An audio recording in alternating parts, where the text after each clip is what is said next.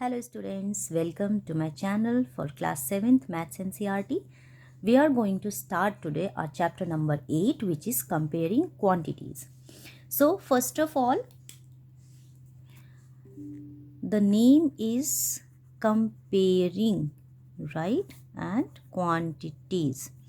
तो चैप्टर के नाम से आपको क्या समझ आता है? कंपेयरिंग का मतलब हमें कंपेयर करना है. किसे कंपेयर करना है? टू और मोर देन टू ऑब्जेक्ट्स को.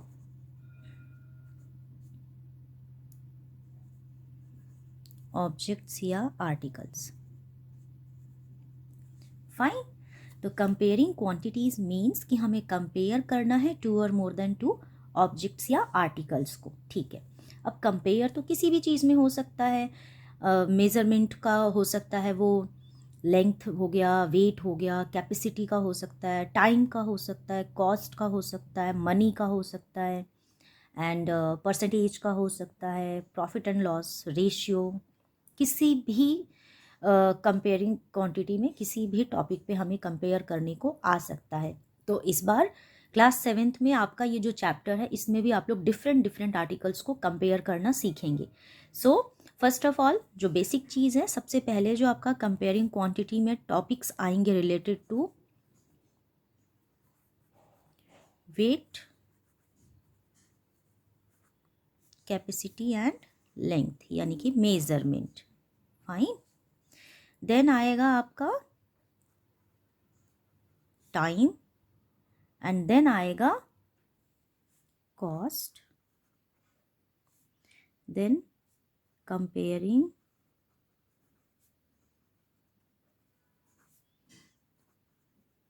Equivalent ratios.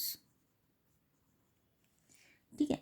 इसके बाद भी बहुत सारी चीज़ें आनी है, परसेंटेज वगैरह आने हैं, बट अभी बहुत ज़्यादा लोड नहीं देना चाहिए ना ब्रेन पे. तो इसीलिए मैं सिर्फ फर्स्ट एक्सरसाइज में जितने भी क्वेश्चन से रिलेटेड टॉपिक्स हैं, अभी मैं आपको सिर्फ वो एक्सप्लेन करूँगी. फिर जब हम लोग नेक्स्ट एक्सरसाइज करेंगे, यानी कि 8.2 करेंगे, तो 8.2 एक्सरसाइज में जो जो कॉन्सेप्ट कवर होने होंगे, उससे रिलेटेड इंट्रोडक्शन में 8.2 एक्सरसाइज कराने से पहले उसके लिए वीडियो शूट कर लूँगी. ठीक है. तो चलो फिलहाल हम लोग सिर्फ ये 3 चीज़ें समझते हैं और फिर एग्जाम्पल्स करते हैं, एंड देन अपना एक्सरसाइज 8.1 करेंगे. सो फर्स्ट थिंग इसमें क्या है? Weight, capacity and length. तो ये होता क्या है? इसके लिए आप लोगों ने 4th या 5th में शायद एक ट्रिक पढ़ा होगा, आपकी मैम ने ज़रूर बताया होगा. That is king Harry died. बेचारा किंग तो मर गया, but mother did not, sorry didn't इसी में कवर हो गया, डिडंट क्राई मच. ये आई होप आपने इसको सुना होगा. तो इसमें हमें क्या समझ आ रहा है? ये तो आप सोचोगे कि ये तो कहानी हो गई मैम, कि किंग हैरी मर गए और उनकी मम्मा रोई नहीं इतना. बट ऐसा नहीं है. ये बस एक ट्रिक है ताकि हमें मेज़रमेंट से रिलेटेड सारी यूनिट्स को कन्वर्ट करना ईजी पड़े. इसका हमें सिर्फ फर्स्ट लेटर ही हाईलाइट करना है. फर्स्ट लेटर में ही हमारा सारा सीक्रेट छुपा हुआ है. ठीक है. इससे आपने देखा होगा, 5th क्लास में भी आपने पढ़ा है, 6th में भी पढ़ा है कि किलोमीटर से मीटर में कन्वर्ट करो, हेक्टर में कन्वर्ट करो, सेंटीमीटर में कन्वर्ट करो, या किलोलीटर को लीटर में कन्वर्ट करो, या सेंटीमीटर को किलोमीटर में कन्वर्ट करो. तो ये सारी कन्वर्जन्स करते टाइम ना बच्चे अक्सर भूल जाते हैं कि हमें क्या करना है. हमें मल्टीप्लाई करना है बाय 100 या 1000 या डिवाइड करना है. तो उसके लिए ये ट्रिक है जिससे आप लोगों का ये कन्फ्यूज़न हमेशा के लिए ख़त्म हो जाएगा. तो K stands for kilo, H stands for hector, D stands for deca, M stands for metre, litre और gram, D stands for deci, C stands for centi and M stands for milli. ठीक है. तो इसमें क्या है, इसमें एक और ट्रिक आता है। ये तो आपको पता चल गया, किलो की जगह पे अब किलोमीटर हो सकता है, किलोग्राम हो सकता है, किलो लीटर हो सकता है। अच्छा, हमें मेन चीज़ें जो हमें ज़्यादातर, वैसे तो देखो कन्वर्ट करने के लिए सारे ही यूनिट्स नहीं आते हैं, आ गए तो भी कोई इशू नहीं है, आप इस फॉर्मूला से फाइंड आउट कर सकते हो। बट आपको जो मेनली कन्वर्जन्स मिलेंगी वो किलो का मिलेगा, एक ये मीटर लीटर या ग्राम वाला मिलेगा, एक सेंटी का मिलेगा और एक मिली का मिलेगा मैक्सिमम ऑफ द टाइम्स। ठीक है, बाकी अगर हेक्टा डेका या डेसी आ गया तो भी आप कर सकते हो। अच्छा, कैसे कर सकते हो वो मैं बता देती हूँ। ये सब ना 10-10 के गैप में है। ठीक है, अब मैं एग्जांपल ले लेती हूँ। मुझे किलो को चेंज करना है, बताओ आप किस में करें। किलो को कर लेते हैं, किलो मीटर को कर लेते हैं। किलोमीटर को चलो मैंने पहले फुल फॉर्म लिख दिया था, मैं शॉर्ट फॉर्म लिख देती हूँ। किलोमीटर को हमें करना है मीटर में कन्वर्ट। तो हम क्या करेंगे, तो आप देखो कितने 10 है, 1 यहाँ से यहाँ पे आओ, 1 10, फिर यहाँ से यहाँ जाओ, ऐसे सर्कल बनाने हैं, 1 2 3। कितने ज़ीरो हो गए, 1 2 3। जितने सर्कल हो रहे हैं, इस वाले 10 को एग्जैक्टली 10 नहीं लेना है, ये आपका किलो है तो आपका ये 1 हो जाएगा। ये 1 किलो इज इक्वल्स टू कितना, 1 2 3, यानी कि 1000 मीटर। ठीक है। अच्छा, सेकंड थिंग आपने इसमें क्या चेक करा, यहाँ पर मैं कुछ ट्रिक्स लिख देती हूँ इसके। देखो आप किधर गए थे, आप गए थे लेफ्ट टू राइट, फाइन, यानी कि आप गए थे बिगर यूनिट से स्मॉलर यूनिट की तरफ, राइट, स्मॉलर यूनिट की तरफ। तो आपने क्या किया, आपने किया मल्टीप्लिकेशन। ठीक है, चलो अब आपने सोचा कि मैम चलो हमने बिगर टू स्मॉलर तो कर लिया, अब अगर यहाँ पर मीटर पूछा होता तो, अगर यहाँ पर पूछा होता कि मीटर में कितना किलोमीटर, तो फिर हम लोग अपोजिट डायरेक्शन में आते हैं, 1 फिर ये 2 और फिर ये 3, और अपोजिट डायरेक्शन में होता है डिवीज़न और इसमें होता है मल्टीप्लिकेशन। ठीक है, तो कितने ज़ीरोज़, ये तो 1 मीटर इज इक्वल्स टू पूछा है तो ये तो 1 है, तो 1 0 2 0 3 0, तो क्या हो जाएगा, डिवाइड हो जाएगा, 1/1000 किलोमीटर हो जाएगा।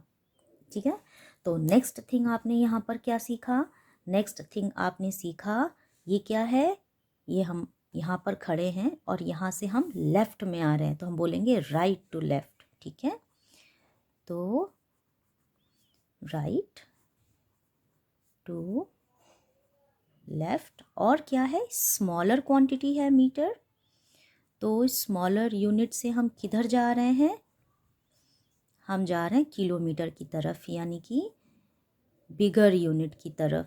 फाइन, तो ऐसे में हम क्या करते हैं, हम करते हैं डिवीज़न।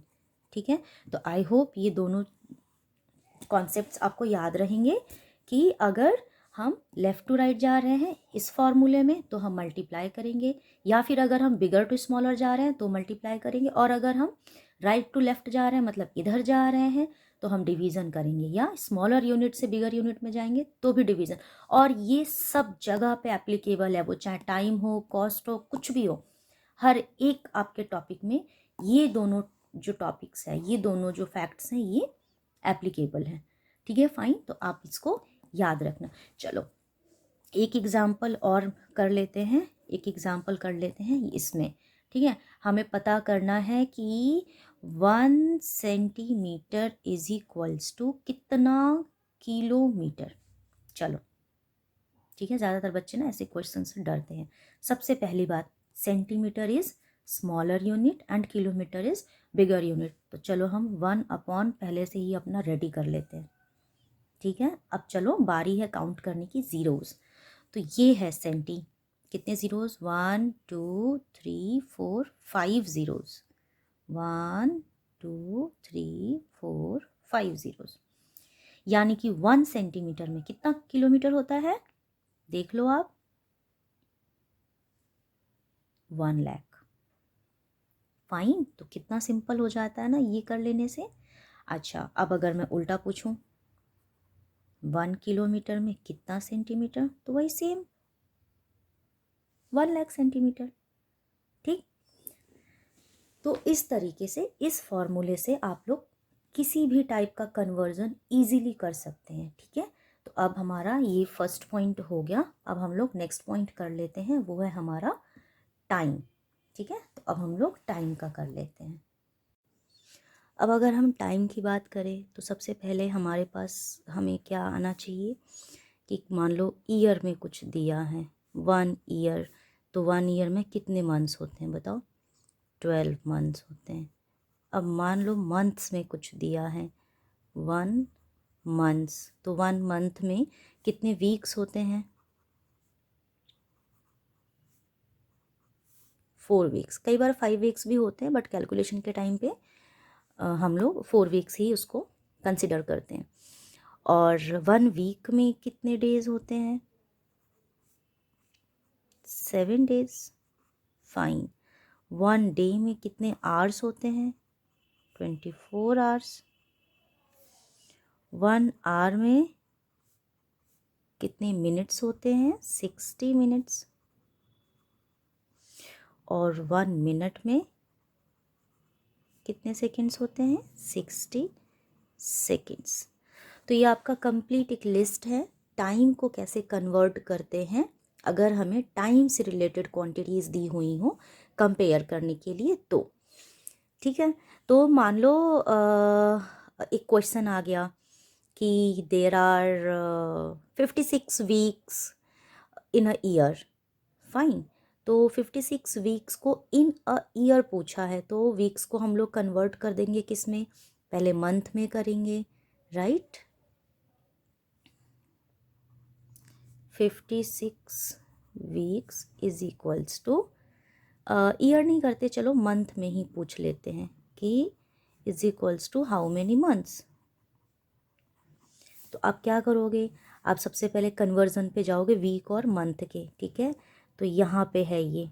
ठीक है, तो अब चेक करो वीक में कम डेज होते हैं या मंथ में, तो वीक में कम होते हैं, यानी कि हम स्मॉलर टू बिगर में कन्वर्ट करने जा रहे हैं, और स्मॉलर टू बिगर में करते हैं तो डिवीज़न होता है। तो सबसे पहले हम यहाँ पर फॉर्मूला लिखते हैं कि 1 month is equals to 4 weeks. ठीक है, तो 1 वीक में क्या हो जाएगा, 1 वीक में देखो 4 वीक में 1 मंथ, तो 1 वीक में 1/4 मंथ। फाइन, तो 56 वीक में 56/4 मंथ। ठीक है, इसको डिवाइड करो तो 4 1 ज़ा 4 और इसमें 1 बच गया, 4 4 ज़ा 16, तो कितने मंथ हो जाएंगे, 14 मंथ्स। ठीक है, अब मैंने यहाँ पर नेक्स्ट पूछा था कि कितने ईयर, तो आप चेक करो ये 14 मंथ्स है। ठीक है, इसमें से हमें पता है 12 मंथ में होता है 1 ईयर, तो फिर 1, देखो ये ना यूनिटरी मेथड है, इसको हम लोग पहले भी पढ़े हुए हैं, इसको बोलते हैं यूनिटरी मेथड्स। मतलब हमें कुछ भी निकालना है, ठीक है, वो ज़्यादा में दिया है या कम में दिया है, हम सबसे पहले जो भी गिवन होता है उसका हम एक सिंगल क्वांटिटी का निकाल लेते हैं। कि जैसे यहाँ पर 12 मंथ का दिया, तो हम सबसे पहले 1 मंथ का निकालेंगे, तो 1 मंथ में कितना ईयर होगा, 1/12 ईयर होगा। ठीक है, फिर हम जा कर के 14 मंथ्स का निकालेंगे, इसको यूनिटरी मेथड बोलते हैं, सबको पता भी है। ठीक है, तो ये कितना आ जाएगा, 12 1 ज़ा 12 होता है, तो 12 1 ज़ा 12 और यहाँ पर 2 बच गया, इतना। इसका मतलब क्या होता है, इसका मतलब होता है 1 ईयर एंड 2 मंथ्स। ठीक है, ये किसका आंसर था, 56 वीक्स का। ठीक है। ये देखो टाइम का कन्वर्जन था, मैंने ऐसी रैंडमली एक एग्जांपल ले लिया। 56 वीक्स को ईयर में करना है तो पहले हम मंथ में कर लेते हैं, ठीक है। तो 1 मंथ में 4 वीक्स होते हैं। अब यहाँ पे आप उल्टा करके देखो, 4 वीक्स में 1 मंथ, तो 1 वीक में 1/4 मंथ, ठीक है। तो 56 वीक में 56/4, तो ये मंथ में आ गया। अब 12 मंथ में 1 ईयर होता है, तो हम 1 मंथ का आप सोचो, अगर हम ये वाली लाइन अगर हम स्किप कर दे तो क्या पॉसिबल है 14 वीक का 14 मंथ का कन्वर्जन? हमें पता ही नहीं है कितना होगा। तो सबसे पहले हम यूनिटरी मेथड लगाएंगे, 1 मंथ का निकालेंगे, उसके बाद हम जितने चाहें उतने मंथ का निकाल सकते हैं अगर हमें 1 का पता है तो फिर 14 का आ गया। इसको मिक्स्ड फ्रैक्शन में भी लिख सकते हो या इसको आप इस तरीके से भी लिख सकते हो, ईयर और मंथ्स के कॉम्बिनेशन में, ठीक है। तो ये आपका पूरा हो गया कि टाइम का कन्वर्जन कैसे करते हैं। सेम इसी वे में आपको मैं नेक्स्ट बताऊंगी कि कॉस्ट में कुछ दिया हो तो कॉस्ट का हम कंपेयरिंग कैसे करेंगे। अब कॉस्ट की बात करें तो कॉस्ट में क्या होता है, कोई भी गिवन चीज़ आपको, जैसे मान लो आपने 1 kg एप्पल ख़रीदा, 1 kg apple cost is equals to 50 rupees suppose, ठीक है। अब मैंने बोल दिया 5 kg एप्पल का कॉस्ट बताओ, तो कैसे पता करेंगे? देखो हमसे लेस का पूछा है और लेस का दिया हुआ है और मोर का पूछा है, 1 kg का दिया हुआ है और 5 kg का पूछा है। तो सिंपली यहाँ पर हम क्या कर देंगे, मल्टीप्लाई कर देंगे 5 को 50 से, तो ये आ जाएगा 250 रुपीज़ हो जाएगा 5 kg एप्पल, ठीक है। अब ऐसे ही मान लो यहाँ पर दिया हो कि अगर 7 kg ऑरेंजेस की कॉस्ट है 250 रुपीज़, तो आप मेरे को 10 kg ऑरेंजेस की कॉस्ट बताओ, ठीक है। इस टाइप का भी क्वेश्चन आ सकता है। तो सिमिलरली मैंने आपको बताया था, पहले ही मैंने आपको बता दिया है, यूनिटरी मेथड अप्लाई करना सब जगह, ठीक है। यूनिटरी मेथड क्या बोलता है, 7 kg का दिया है, 1 kg का फाइंड आउट कर लो। 1 kg ऑरेंजेस कॉस्ट 7 kg का 250 था, तो 1 kg का 250/7, ठीक है। तो ये कितना हो जाएगा, तो 7 3 ज़ा 21 हो गया, कितना बच गया 40, 7 5 ज़ा 35 बच गया, अगेन 5 डेसिमल ले लेंगे 50 हो जाएगा, 7 7 ज़ा 49, फिर 1 7 1 ज़ा 7, ये अप्रॉक्स वैल्यू है नॉट एग्जैक्ट। तो 35.71 रुपीज़ आपको कॉस्ट पड़ेगा 1 kg का, और आपसे पूछा कितना है 10 kg का। तो जब आप एक बार 1 kg का निकाल लेते हो तो फिर कितना भी पूछा हो, 10 हो 100 हो, कितना भी पूछे सब इजी होता है।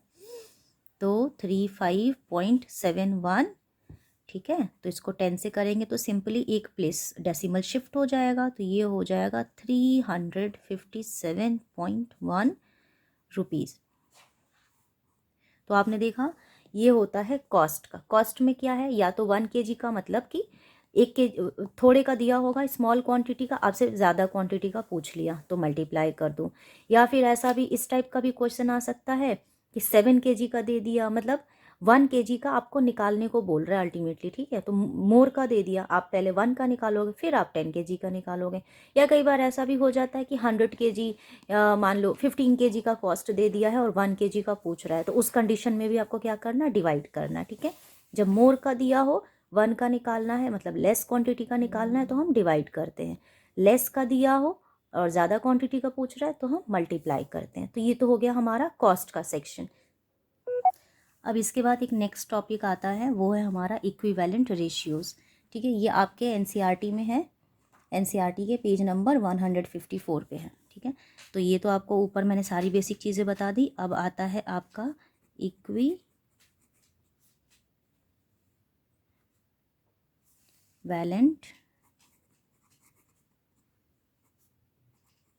रेशियोज़। ये इक्विवेलेंट रेशियोज़ क्या होते हैं, मान लो कोई भी 2 फ्रैक्शन दे दिया हो, हमें पता करना है कि वो एक दूसरे के इक्विवेलेंट है या नहीं है, या कंपेयर करना है। जैसे कि आपने फ्रैक्शंस का कंपैरिजन किया है अपनी स्मॉलर अर्लियर क्लासेस में, ठीक है। तो जैसे मान लो कोई दो फ्रैक्शन दे दिया, सपोज मान लो 2/3 दे दिया और 6/8 दे दिया, बोला कि इनको कंपेयर करो। तो आप इनको कंपेयर कैसे करोगे? एक मिनट, कुछ गड़बड़ है, 3 है ना, इसको 18 कर लेते हैं, ठीक है। तो आप इसको कैसे कंपेयर करोगे? तो हम क्या करते हैं, हम तब इक्विवेलेंट निकालते हैं। 2/3 तो सिंस की स्मॉलर ही है तो इसको एज इट इज़ रहने देते हैं, ये वाला हमें बिगड़ लग रहा है ना। तो हमें क्या करना है, हमें इन दोनों के डिनोमिनेटर्स को इक्वल करना होगा। तो अब ये क्या है, 3 है और ये क्या है, 18 है। इसमें स्मॉलर कौन सा है, ये वाला। तो हम इसको बड़ा बनाते, मतलब इसको हम 18 बनाते। 18 को तो 3 बना नहीं सकते, बट 3 को 18 तो बना सकते हैं। तो 3 के टेबल में 18 कितने बार में आता है, 6 टाइम्स में। और सिमिलर नंबर से ही हमें ऊपर भी मल्टीप्लाई करना होता है, इक्विवेलेंट आपने पढ़ा है। तो इसको हम लोग इक्विवेलेंट कर लेते हैं। तो 6 2 ज़ा 12 और 6 3 ज़ा 18, ठीक। अब ये वाला जो हमारा फ्रैक्शन था वो बन गया 12/18, ठीक है। अब जरा आप कंपेयर करो, ये है 12/18 और ये है 6/18। अब नीचे तो इक्वल इक्वल है, तो कंपैरिजन कहाँ होगा, न्यूमरेटर्स में। न्यूमरेटर में बड़ा क्या है, ये बड़ा है। तो अल्टीमेटली इन दोनों में हमारा कौन सा फ्रैक्शन बड़ा हो गया, 2/3 इज ग्रेटर देन 6/18। ये हो गया आपका फ्रैक्शंस का या रेशियोज का कंपैरिजन।